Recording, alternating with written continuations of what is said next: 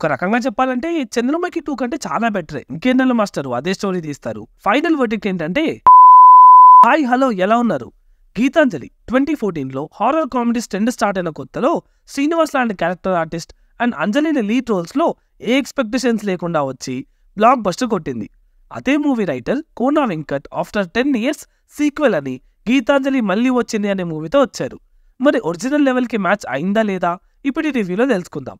మీరు అందరికంటే ఫాస్ట్గా మూవీ రివ్యూస్ తెలుసుకోవాలనుకుంటే మన ఛానల్ని సబ్స్క్రైబ్ చేసుకొని బెల్ నోటిఫికేషన్స్ ఆన్ చేసుకోండి. Okay then let's start our review. Plot విషయానికి వస్తే ఒక హాంటెడ్ బంగ్లాలో మూవీ తీయడానికి వెళ్ళిన మూవీ టీం ఫేస్ చేసిన సిచ్యువేషన్స్ ఏంటి, ఆ బంగ్లాలో ఉన్న దయ్యానికి గీతాంజలికి ఏమైనా లింక్ ఉందా అనేది మీరు మూవీ చూసి తెలుసుకోవాలి. పాజిటివ్స్ విషయానికి వస్తే writing by Kona Venkat, few comedy tracks బాగా పండాయి.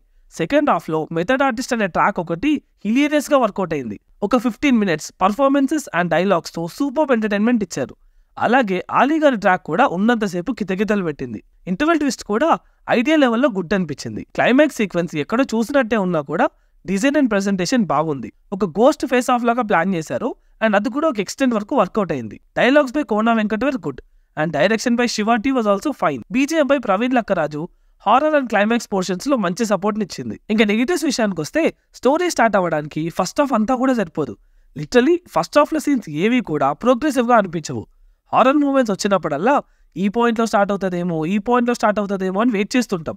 ఉన్న స్టఫ్ అంతా సెకండ్ హాఫ్ కి దాచుకున్నారు తప్పితే ఫస్ట్ హాఫ్ మిడ్ లో కొన్ని పాయింట్స్ తీసుకొచ్చి ప్రీ క్లైమాక్స్ ని ఇంట్రెస్టింగ్ గా డిజైన్ చేసి ఉంటే ఇంకా బెటర్ ఎక్స్పీరియన్స్ ఉండేది. అండ్ చాలా చోట్ల traditional old type of narration అన్న ఫీలింగ్ కూడా వచ్చింది.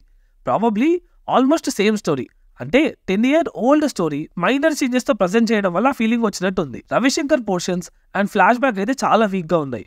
ఆ పోర్షన్స్ లో డెప్త్ ఉంటుంటే ప్రొసీడింగ్స్ చాలా ఇంట్రెస్టింగ్ గా ఉండేవి. అది కూడా రొటీన్ అండ్ సింపుల్ అయిపోవడంతో సెకండ్ హాఫ్ కామెడీ ట్రాక్ కి తప్ప ఎక్కడా యూజ్ అవ్వలేదు.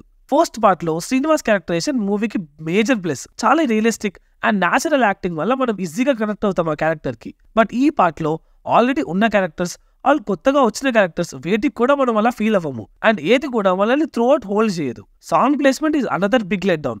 కట్ చేస్తుంటే క్రిస్పీగా అయినా ఉండేది. స్క్రీన్ ప్లే అండ్ సినిమాటోగ్రఫీ చాలా బెటర్ గా ఉండుండొచ్చు. షార్ట్ డిజైన్ కొంచెం వీక్ గా అనిపించింది. సీక్వెల్ అంటే అప్స్కేలింగ్ ఎక్స్పెక్ట్ చేయడం కామన్. మూవీ అంతా మోస్ట్లీ ఒక బంగ్లాలో అయిపోతుంది.